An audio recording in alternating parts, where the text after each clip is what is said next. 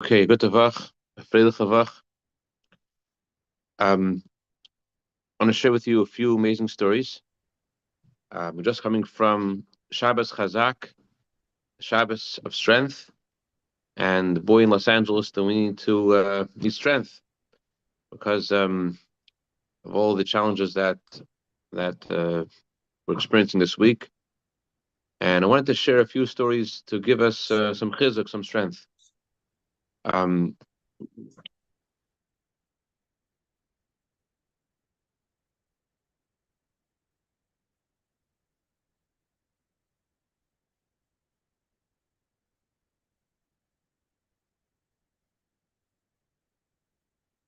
Hashem is with you, and Hashem has chosen you for your specific time and space where He's placed you in the world. And just by realizing the why of who you are and where you come from, that itself that itself recharges you and brings out inside of yourself all of your all of your goodness, knowing who you are and where you come from, remembering that Hashem is with you. Rabbi Yisrael Darren, the Rebbe's emissary in Stamford, Connecticut, when he was a child, he um, he had this idea that he was going to do something really hard for him, and his um, his parents um, his parents were against him doing this. His parents felt this uh, was too much. His parents thought that he was trying to do something that was beyond himself, and but he really felt that this was a good thing he wanted to do, and he wasn't sure if he should do it or not. And he was speaking to a friend of his. He was telling his friend how his parents think he's not on this level yet. He's just a little kid, but he didn't say what it was. But something he said that you would think that be too hard for him to do, and his parents, who were the Rebbe's emissaries in um, Pittsburgh, discouraged him. And okay, so one of his friends told him, "You know what, Yisrael? Why don't you write a letter to the Rebbe and ask the Rebbe if you should do this?" Okay, good idea. He writes a letter to the Rebbe, and he gets an answer. The Rebbe says that if you will decide the toikif, and that one underline the word toikif, you'll decide with the strength, like on this condition, that you're going to do this, then you should do this, and Hashem will give you success. So as a little child, he took that as, okay, the Rebbe's on my side. He said I should do it. So he calls up his parents. He tells his parents, I called the Rebbe. I asked the Rebbe, and the Rebbe told me I should do it. So there's silence on the phone, and his parents are like, his mother says, "Tell me, Yisrael, what exactly did the Rebbe say?" So he said, the Rebbe said, if I could decide with the strength, and I'm going to do this, and he underlined the word strength on that condition, that making a strong decision to do this, then I should, and Hashem will be giving me success. Again, silence on the phone. His mother says to him, Israel, can you really promise the Rebbe that you're going to do this? So he responded, I don't know, you know, I don't know. You could pretend to be a He-Man, to be really strong, but when you're talking to your mother knows you. So he didn't really know what to do. So he decided that the Rebbe's answer meant, at least for him and his level, he took this as, okay, you shouldn't do this. You shouldn't do this. So he decided, okay, I'm not going to do this. I'm not going to do this. And a few months later, about a half year later, was his birthday, and he has an audience with the Rebbe. And even though he decided not to do it, and he felt like he was justified not to do it, but he still felt like maybe he should have done it. And so he wrote again to the Rebbe about this idea that he thought was on a high. He wasn't sure. His parents thought this was too hard for him, and he wrote again to the Rebbe. And the Rebbe reads his note. The Rebbe's looking down, looking at his note, and the Rebbe gets to the end.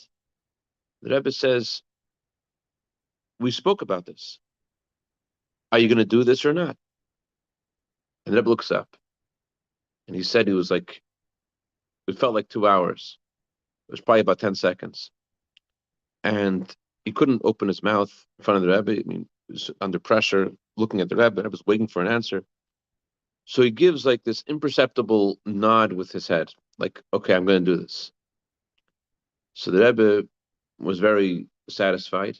And the Rebbe said these words, "Eidu ves gedenken, if you will remember that as du hast zu mir zugesagt, that you promised me to do this, then you will be successful in making this happen. If you will remember that you promised this to me, then you'll be successful in getting this done." So Darren said that we took from this audience in the Rebbe that the real meaning of a chassid of the Rebbe is not somebody who believes in the Rebbe. Since it's foolish not to believe in the Rebbe, because looking at all of the miracles of the Rebbe's blessings and all of the different things the Rebbe spoke about and how they fulfilled, it's foolish not to believe in the Rebbe's words. However, he said the real meaning of a chassid is the belief, is the knowledge, is that the Rebbe believes in you. As Rebbe told him, if you will remember that you promised me this, then you'll be able to do this. In other words, if you're aware of the Rebbe's belief in you, then you have a whole different way of approaching life, realizing again that you're a shliach, you're an emissary of the Rebbe in the exact circumstances that you're in the time that you're in, with the resources that you have. Thinking about that empowers you. I want to share with you two stories I heard from a gentleman in our synagogue, Rabbi Yisrael Weiss. Incredible stories, and gives us a lot of. Let me just share them. You'll get something from it. Rabbi Yisrael used to visit this this hospital. I think it's called Tarzana Hospital. He used to go there 2 or 3 times a week, and he used to try to brighten the spirits of the patients there. He would go there sometimes with treats, sometimes with fruits, with baked goods. And he said that the patients there said that the only time they get a visitor is on the non-Jewish holiday once a year. Otherwise, not a hospital. It was like an old age home. And on Tarzana, okay, I don't know exactly where it was. I have to ask this, so I just heard it from this week. But he would visit there 2 or 3 times a week, and he would brighten the spirits there. He would take someone in their wheelchair and just move them around and like give them make move fast and make them excited, make them happy, and he really brightened everyone's spirits. He walks into one room. In the room, there's a man who's in his 70s. His name is Sam Moskowitz. And Sam Moskowitz says, "Get out of here. I don't like rabbis." All right. He thought maybe he had a bad day. He was a little upset about life. But he came back a few weeks later. He had brought in pastries. Sam Moskowitz, same thing. "I don't like Judaism. I don't like rabbis. I don't like anything. Please leave." Okay, no problem. But then he came back another time with peaches and plums. "You brought peaches?" "Yeah." "I come inside. Hey, are you from Chabad?" You said, "Yeah." I said, "Okay, you I want to talk to." So he's from Chabad and he has peaches. So Sam Moskowitz shared with him the following thing. He said that he's originally from Russia, and it was very difficult for Jews in Russia, especially during the war. So he had a twin brother, and his mother together. They all came to America in 1939. They lived in the Bronx, and their father would send them money from Russia, but for whatever reason, he was not leaving Russia. Maybe he was unable to leave. And they lived in the Bronx. His mother spoke only Yiddish and Russian. And these boys, though, became very good friends with some Irish boys. And they were tough boys. He and his brother were tough and strong, and they became very well liked by their new Irish friends. And when they turned 18, they got a letter from the draft board that they have to come and present themselves for the draft board. So Sam and his brother were very excited. Sam's like, "I'm going to join the Marines." His brother's like, "I'm going to join the Navy." And they're excited. They're going to be part of the Army. It's amazing. 1941. And they want to be part of it. So Their mother, though, was really upset about this. The mother's like, I don't have your dad here, and I lost your dad. I don't want to be without you, and I want you don't. And she was screaming and crying, and she was so upset. So they have to appear before the draft, and she's really really upset. So one day she tells them that they're going to go with her to visit this rabbi in Brooklyn, and he's going to give them a blessing. They respected their mother, 18-year-old big boys, but they respected their mother, and they took a taxi to Brooklyn to 770 Eastern Parkway, and they met with the previous Lubavitch Rebbe, the previous Rebbe. He said that his mother went in, she wrote a little note, and someone they were there, they didn't understand anything, but the previous Rebbe said something to his mother, and the whole way he and his brother are making fun of their mother. Like, why are we going to this rabbi? This is ridiculous. What are we doing this for? It's crazy. What's a rabbi? What's a rabbi going to do? We want to go to the army. Why are we going here? But she said, I lost your dad. I don't want to lose you. You can't go to the army.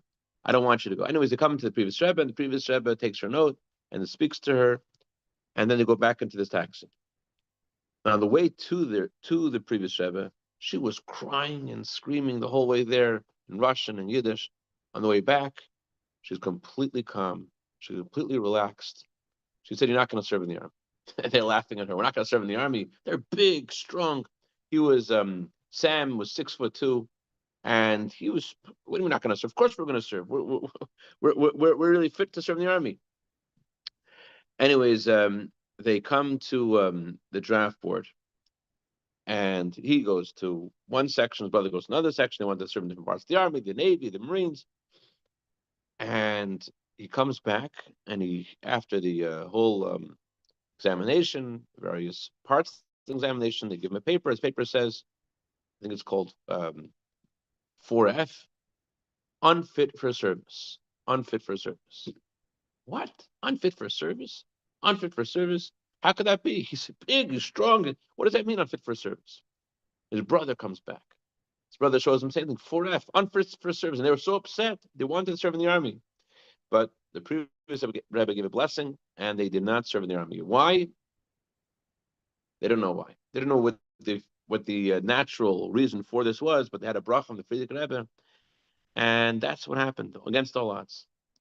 Second story I want to share with you. Also, I heard from this week from Rabbi Yisrael. Rabbi Yisrael got a phone call from this woman who worked in the Federation, Nagura. It was Gimel Tammuz, the Rebbe's day, and she called him up and she said that she had convinced, I think, the president of the Federation to put on tefillin in honor of the Rebbe's day, the 3rd of Tammuz, and she wants him to come over to put on tefillin with the head of the Federation. Okay. See, he drives over there. He lived then in that area, 20-minute drive. Goes to put on film with this guy. Wonderful. And this woman who worked there, she's like, this is not enough. We should do something more to Rebbe's day, something special. Let's find someone else. And they went out of the building, the Federation building, the one in the parking lot, and they see these two guys talking to each other. And so Rabbi Yisrael invites them, and she invites them. Guys, when do you come put on film? One of them said no, and the other one said, I would do it, I'm busy. And Yisrael's like, it won't take a long time. Today is the Rebbe's day. It's a special day, the 3rd of Tammuz. Why don't you do this? And the other guy's like, okay, it's the Rebbe's day. In the honor of the Rebbe, I want to do it. Okay. He puts on tefillin. And after he puts on tefillin, so Yisrael said, I just want to ask you, you said in honor of the Rebbe, you want to do it. Who is the Rebbe to you? So the guy says this, tells him the following story. He said he and his wife were living in Israel, married for 11 years without children. And he had a friend living in Manhattan. He and his wife were married for about 5 years, also without children. So one day his friend in Manhattan tells him that he heard about this amazing specialist in New York, and he wants to invite this guy and his wife to come to America to meet the specialist. He and his wife are going to the specialist, and he wants his friend to come as well. He knows that they are also going through something, 11 years without children. He wants him to invite him to come to America. So they come to New York. They spend Shabbos with them in Manhattan. And this guy told Rabbi Yisrael that the Judaism didn't mean anything to him at all. And that Shabbos, when he came to spend Shabbos with his friend in Manhattan, his friend told him, before we go to see the specialist, I want to also invite you to come with me this Sunday. I'm going to see the Rebbe. I'm going to ask the Rebbe for a blessing. This guy told Yisrael, he said, I was in Israel with my wife. We went to many Rebbes and many rabbis, and we gave them, I told my friend, I gave them all money, and they gave me blessings. Nothing happened. I'm not going to another Rebbe. I've been to Rebbes.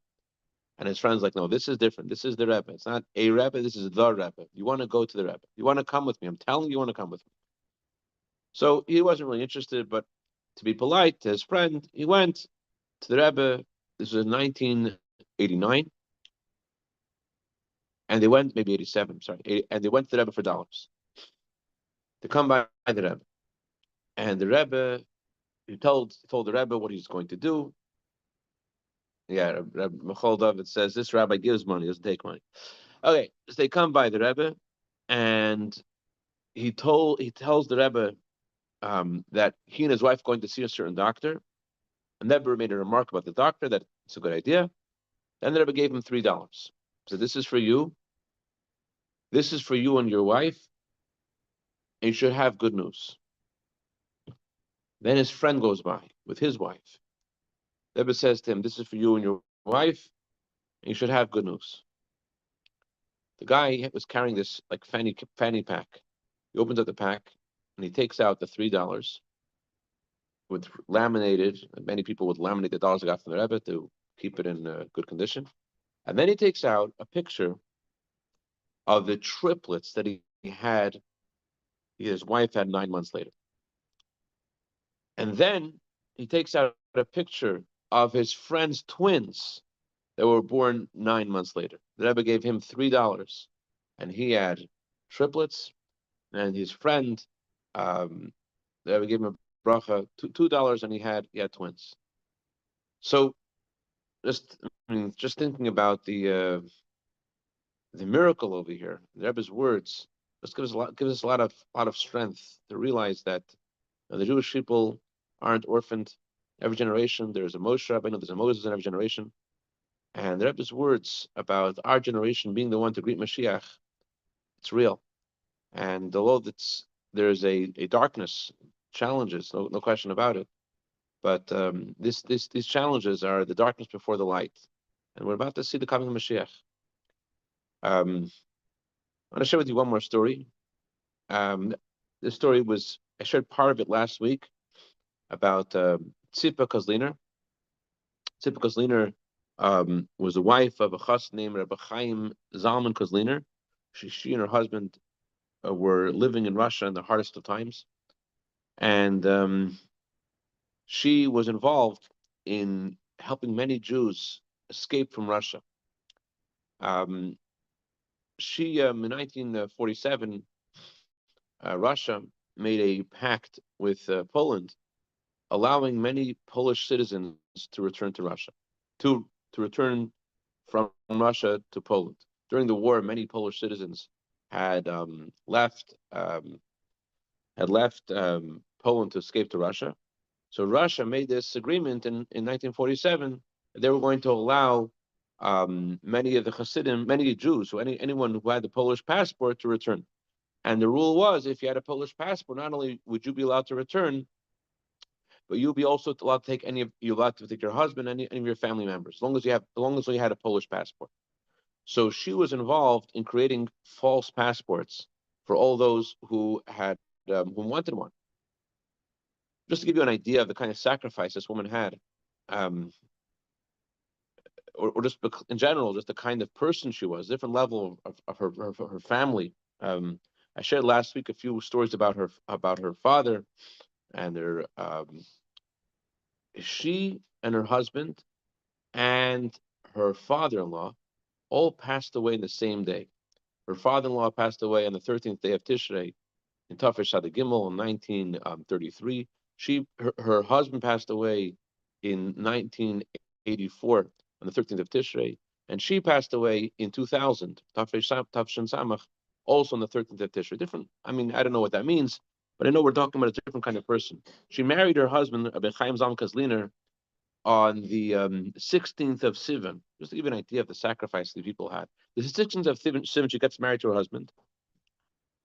There's this 13th of Tishrei, thank you, Michal David, is the anniversary of the passing of the Reb Manash. And so she and her husband are married in Rogachev. Her husband comes to Rogachev. Her husband was everyone who all the Chassidim, the previous Rebbe in Russia, had to be very secretive about their activities. But her husband was unique among the Chassidim. He was the one who the previous Rebbe gave before he left Russia. He gave him a booklet of the names of all of the Chassidim in Russia that were his that he needed to be in touch with. And so when he left Russia, the one he gave it to was Chaim Zalman Kazliner. That he was such a secretive person and such a trusted person, such a devoted person that the previous Rebbe gave him this this booklet. We had the names. Obviously, this would come in the hands of the KGB. They'd all be immediately arrested. Anyway, so Reb Chaim Zalman and his wife get married on the 16th of Sivan in Rogachev. They're a Hasidic family, right? So there's a Farbrengen, there's a celebration the whole night. But the previous Rebbe was arrested on the 16th of Sivan. So a telegram came informing them that the previous Rebbe was arrested, and immediately, before the Sheva Brachas, before they could even say the customary blessings at the end of the wedding, he already had to go and he had to leave to do what he could to help the previous Rebbe's be eventually released as he was on the 13th of Tammuz. And he was a wanted man by the KGB. He had to be on the run. That's how their marriage began, with him being on the run. Anyway, so she had an incredible amount of sacrifice. So when Russia made this agreement with Poland to allow the Polish citizens to return to Poland, so she was involved in the creation of false passports, allowing the Chassidim to go. Chassidim weren't really sure if they should take advantage of this or not, but they received a message which was sent in a code, the previous Rebbe, that they should take advantage of this, and so the Hasidim gathered. They all traveled to Lvov, to Lemberg, and from Lemberg, I shared the story last year about how they managed to get these ashalonim, these trains that took many of them back from Russia to Poland. But she was the one who was involved in making these false passports, and it was very difficult. They came to Lvov, and they thought this was a big mistake they made. The Chassidim made this mistake thinking that just like during the war, the KGB and the GPU and NKVD were things were softer during the war. They thought after the war things will be soft as well, but there wasn't. And they were really guarding the border and making sure that only those who were really Polish citizens would be allowed to leave. And here, everyone's coming with beards. At one point, they were considering to make the rule that only someone who did not have a beard should be considered to leave to go on this to make a false passport for them. Mendel Futafas, who was also involved making these false passports, interestingly, the Hasidim gathered and made this decision. It's permissible to travel on Shabbos, but they should not take off their beards. That's what the Hasidim agreed. Anyway, so there was the amount of Hasidim in Lvov was growing because they had originally thought to bribe certain officials at the border, and then they discovered that these officials were actually going to arrest them all, and so they had to and the offices that were in charge of making passports in general. One office was closed. It was a longer story that I can share tonight, but it was a whole confusion. So they basically had spent all this money bribing people, and all that money was gone.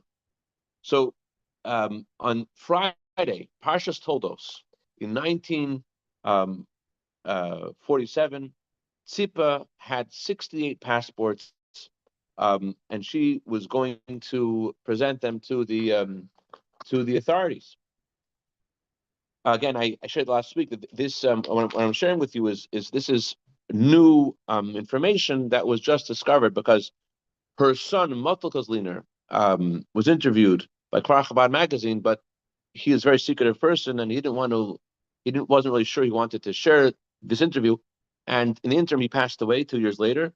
And the one who made the interview lost the papers and just discovered them now, 24 years after they made the interview.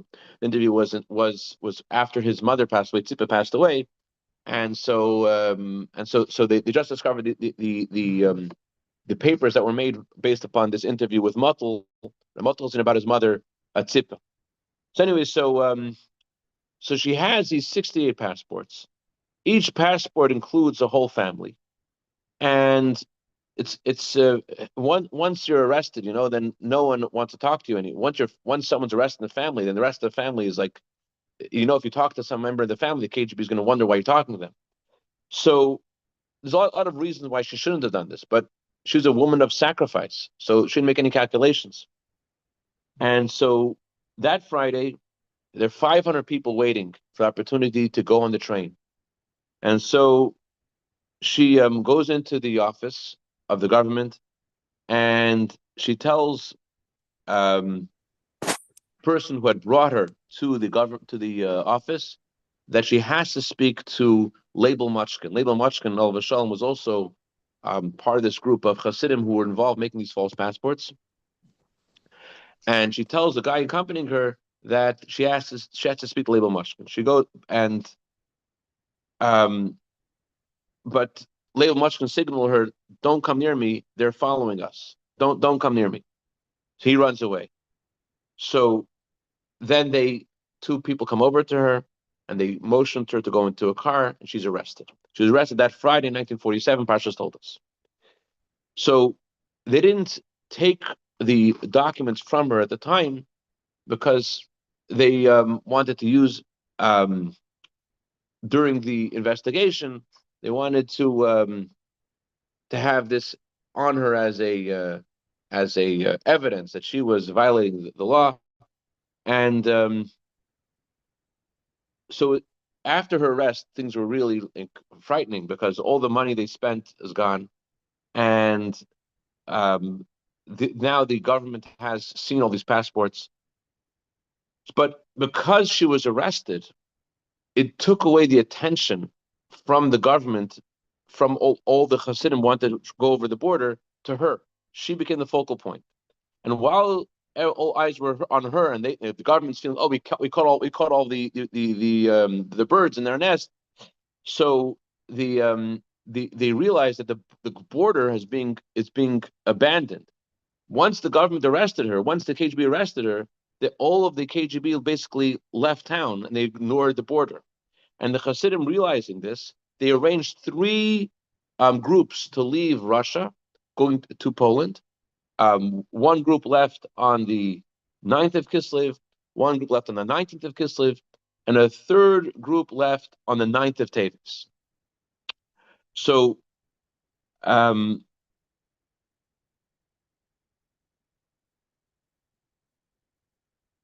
okay, Remendel Futafas, he said amazing thing. Remendel Futafas, 2 days before the last group left on the 9th of Teves, on the 7th of Teves, Remendel Futafas is working with the Hasidim, arranging who should go when, and this guy, this yeshiva student, arrives dressed like a Polish soldier, and he presents to Remendel Futafas a letter from the previous Rebbe, a letter which has a few words. Look in the Chumash, in Parshas Bamidbar, chapter 33, verse 38. What does it say in that verse? In that verse it says, Aaron HaKohen went up on the mountain called Hor HaHar, and he died there. And the Rebbe's intent in this message was that he had given his life for the sake of those who were leaving Russia. And with Hashem's kindness, these three groups left, and in these three groups, over 1,000 people were able to leave. But unfortunately, this Tzippa, she was arrested. She was in the KGB office, and this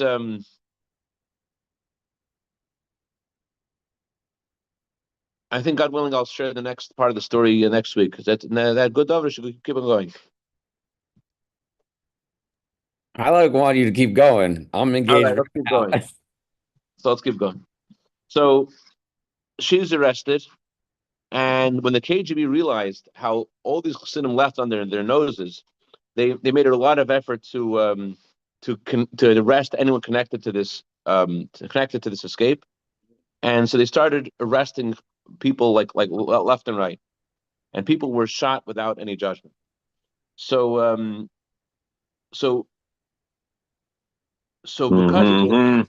people are very concerned about Sipa being in the lion's den in the KGB, arrested by the KGB, not just because in general being arrested by the KGB, but the KGB was on fire trying to take vengeance on what happened. So the previous Rebbe sent a message. They should try to bribe the people who are interrogating her, and uh, and that would just Hmm. make the judgment a little easier. Hold on a second. Hmm. So the judgment should be lighter. They should bribe them. And people, all the Hasidim, of course, had kept on saying Tilm for her, and all the Hasidim made a fast day for her to that she should be able to be released. And they really tortured her in prison. Um, and when they asked her to share the names of all those involved, but she wouldn't open her mouth. She would not say anything about anyone who was involved. So when they finished the interrogation, they sent all the deposition to Moscow, and Moscow said that the evidence is weak and the investigation isn't good, and they sent two more investigators to come to investigate her and again to make another deposition, again to interrogate her. And these two special interrogators from Moscow also said that they're not, this is a hard nut to crack. She's not talking. No matter what they're doing to her, she's not talking.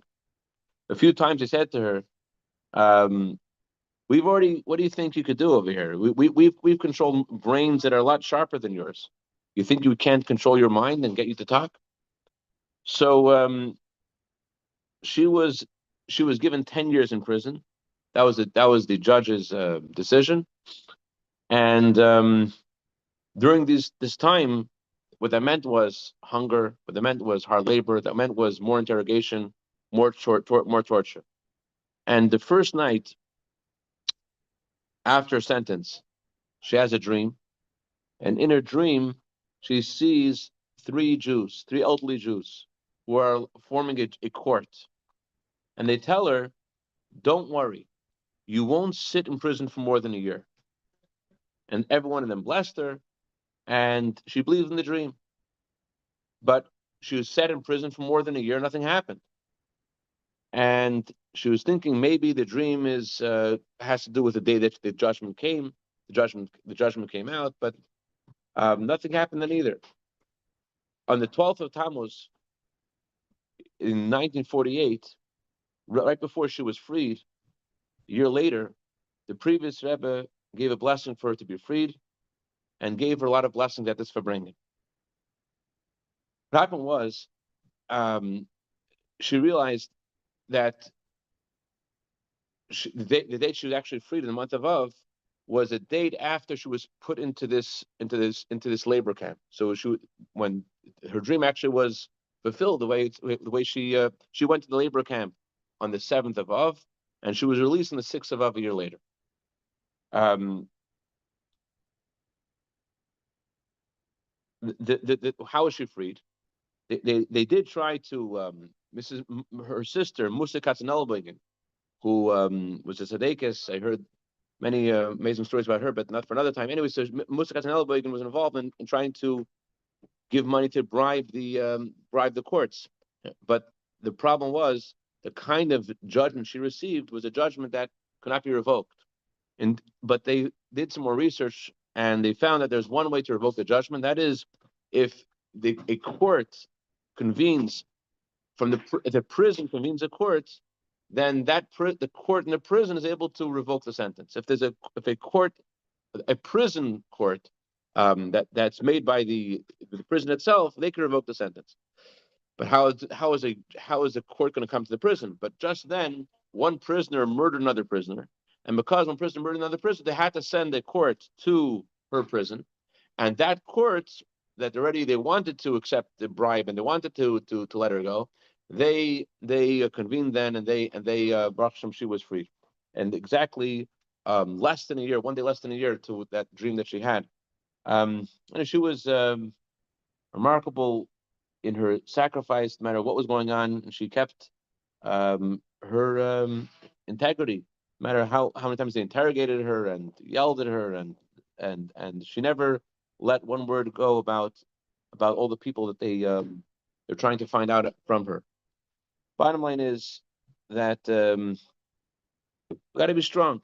As this Shabbos, Shachazak means to be strong, to realize, as Hashem promised us. Hashem, Yosef told his at the end of the week's Torah portion, Yosef said, Hashem will remember you. Hashem will take you out of this land of Egypt and take my remains with you. So Rebbe said, Hashem makes that announcement every single day to every Jew. I will remember you. I'll take you out of Egypt. I'll take you out of this exile. And we have to realize that Hashem is talking to us every day. I remember you. I didn't forget you. I'll take you out of exile. And no matter